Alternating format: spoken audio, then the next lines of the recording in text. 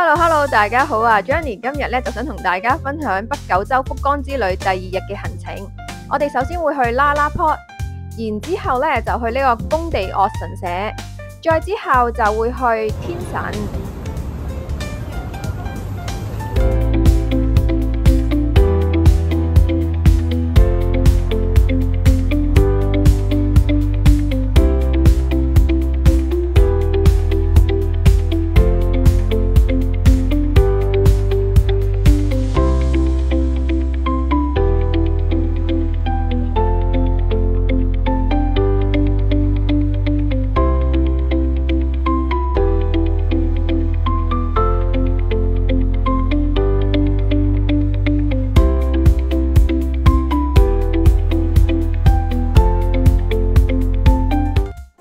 我哋今日咧就去咗博多巴士總站上面嘅 Komeda Coffee 食早餐，而呢間分店呢，大家係要撳飛仔等叫號入座嘅。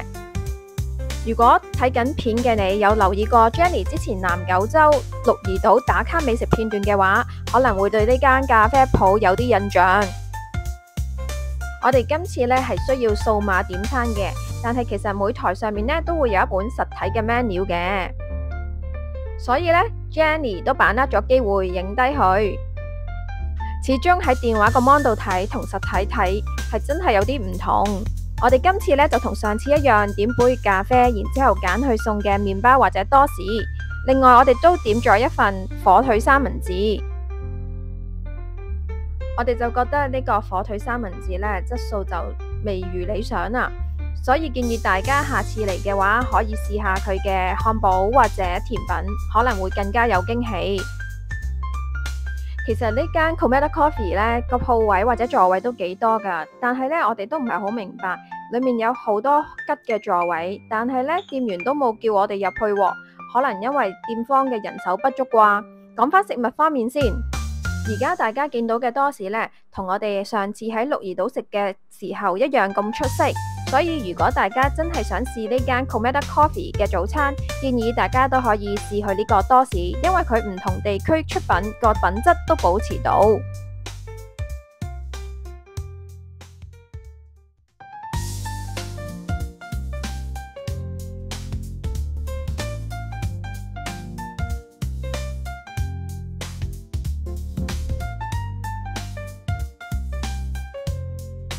而呢間 cafe 嘅埋單方法呢，亦都係自助嘅。我哋呢去個自助售賣機度 scan 一 scan 我哋嘅訂餐嗰個單啦，然之後呢就自己入錢，完成成個動作嘅。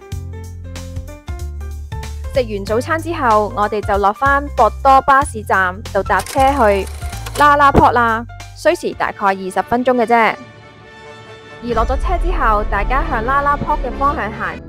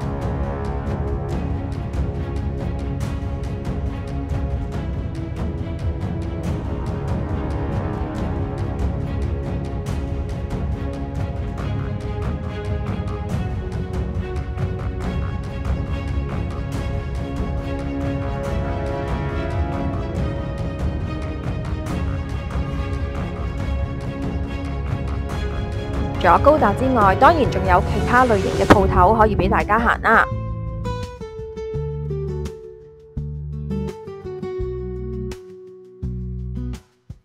例如好多女仔、女士都喜歡行嘅藥妝，因為日本嘅藥妝呢真係性價比非常之高啊！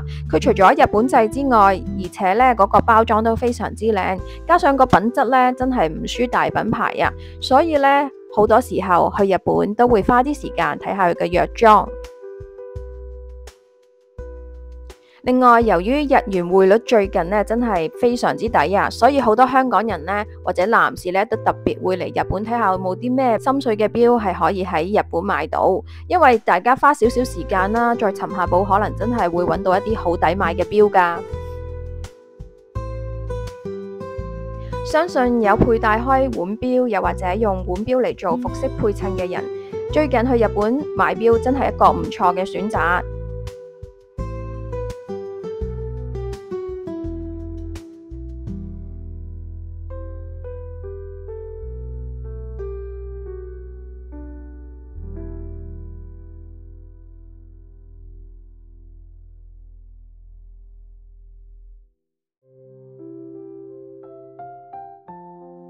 行咗咁耐，我哋都有啲肚餓啦。於是乎，我哋就喺 LaLaport 裏面揀咗一間喺日本知名食評網站 Tabelog 炸豬扒8大名店當中嘅超級名店知清度食我哋嘅午餐。由於知清都幾受歡迎㗎，所以如果大家食嘅話，就建議攞咗飛仔先啦。我哋等咗差唔多1個鐘，終於可以入咗。我哋就點咗2款唔同價錢嘅炸豬扒餐，睇下自己食唔食得出兩者嘅分別。知清嘅炸豬扒係嚴選九州品牌嘅600克豚肉，而且係低溫熟成3個禮拜，所以可以將豬肉嘅原汁原味發揮得淋漓盡致。我哋食嘅炸豬扒呢，佢個肉質唔會好柴，而且都幾嫩身。而600里隻肉呢，佢個豬味呢就非常之濃郁啊。而知清嘅炸豬扒呢，佢唔會有嗰種油膩感，又或者嗰啲麵包碎呢會好乾身。原因係佢用嘅炸豬扒油呢係特製嘅豬油同芝麻油，而麵包碎呢係訂製嘅粗磨生麵包屑。而跟餐嘅日本飯同埋生菜都係嚟自九州嘅。總括而言，我哋對今次喺知清度食嘅炸豬扒午餐非常滿意啊！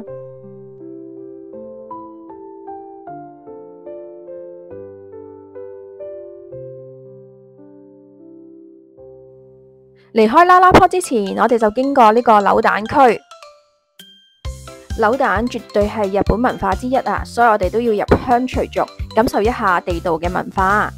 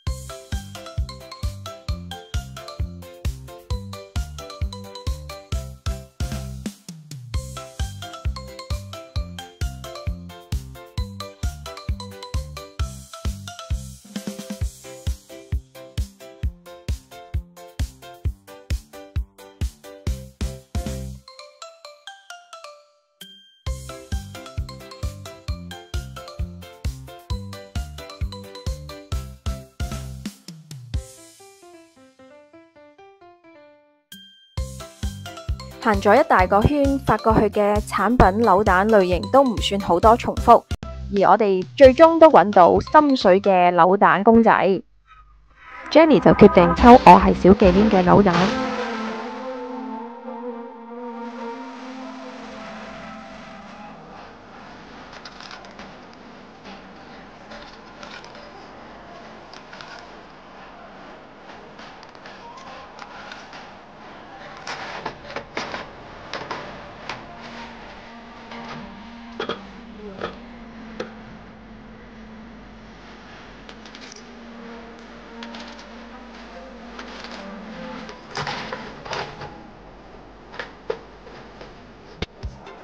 除咗小忌廉之外，特派專員都見到另一款好得意嘅扭蛋。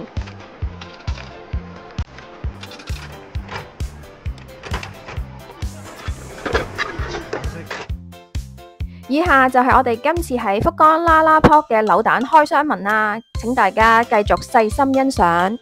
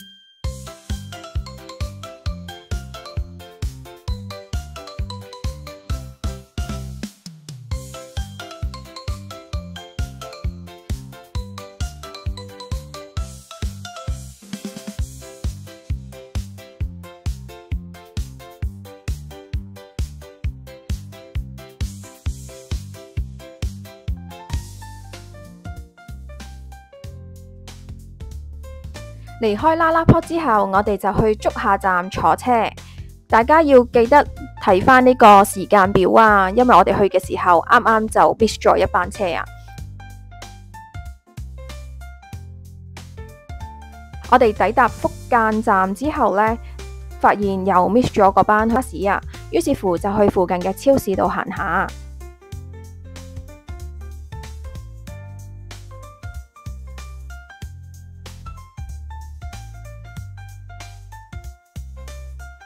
估唔到咁都俾我尋到寶，可以買啲咖啡返去做手信。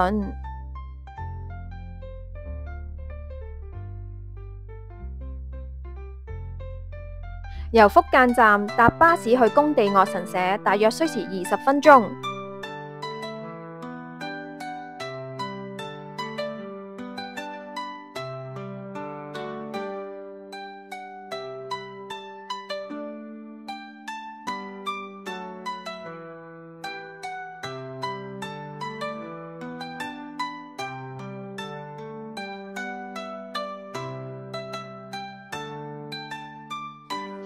宮地嶽神社非常之出名，原因有幾個嘅，因為佢嘅注連繩係日本最大嘅注連繩，而且每年都會有光之道夕陽祭。最後就係佢喺山上面有隱藏8座神社俾大家參拜嘅。我哋喺呢條短片稍後嘅時間會逐一同大家分享同埋介紹。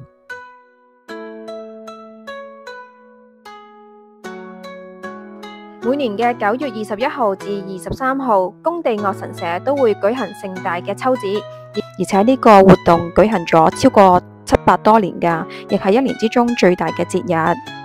呢個盛大秋節會舉行好多唔同嘅活動。我哋去嘅當日晚上8點就舉行咗好運煙花祈禱比賽，不過每個願望呢都要提前申請，之後就會隨住煙花球送達俾天空中嘅神明。而家就同大家分享 Jenny 喺9月22號到訪宮地嶽神社嘅實況。可能當日因為係舉行盛大秋節，所以呢就會有好多唔同嘅熟食攤位。雖然呢啲熟食攤位上面嘅食物未必係好多知名食評或者 YouTuber 會介紹嘅，但係喺呢個環境、呢個地方可以感受一下在地嘅節日文化氣息，的確係一個唔錯嘅體驗。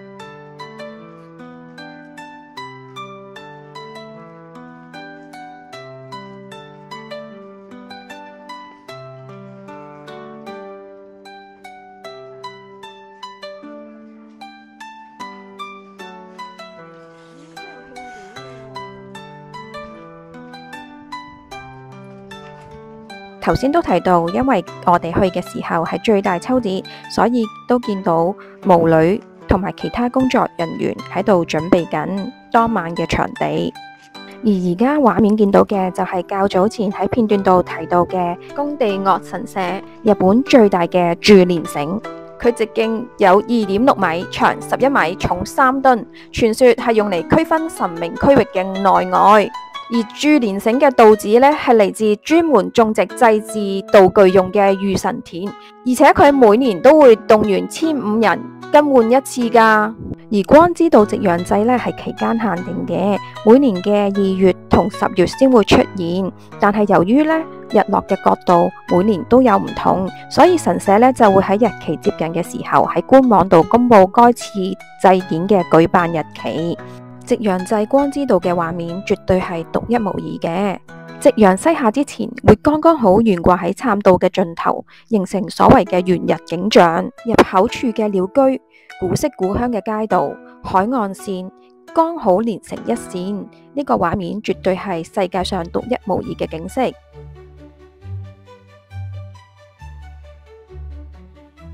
而而家片段所見嘅就係當日9月22號秋季大祭嘅煙花片段。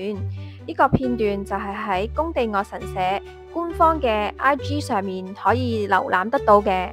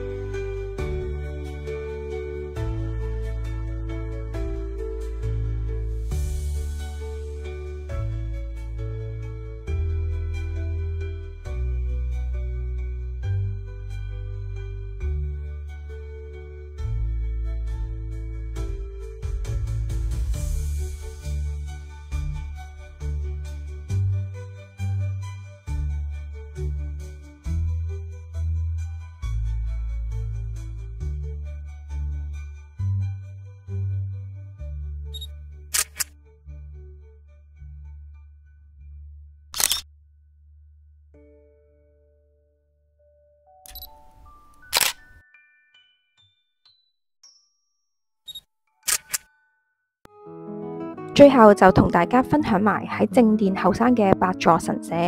由於當日係盛大秋節，加上晚上呢係有煙花嘅表演啊，咁所以呢，當日嘅人流非常之多，亦都好塞車。所以 Jenny 我哋呢就決定提早返去天神啦。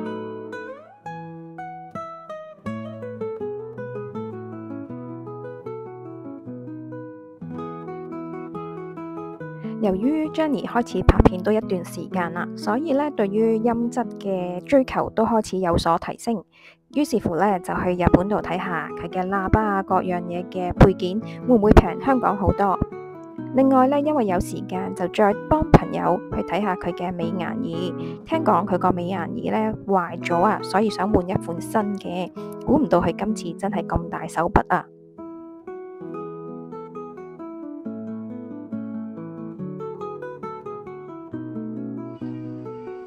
行完街之後呢，我哋就去食晚餐啦。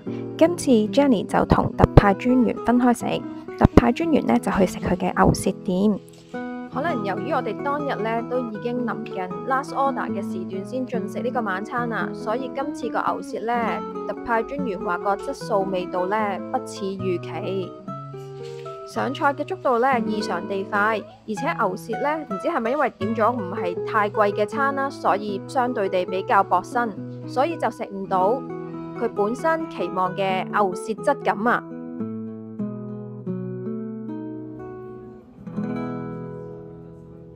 而 Jenny 當晚呢就揀咗其中一間 cafe 食個意粉做晚餐。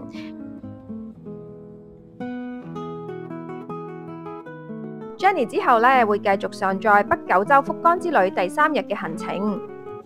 我哋首先呢就會去日本3大礁市之一嘅夫子礁市，然之後呢坐船去睇呢個自然奇景七之府。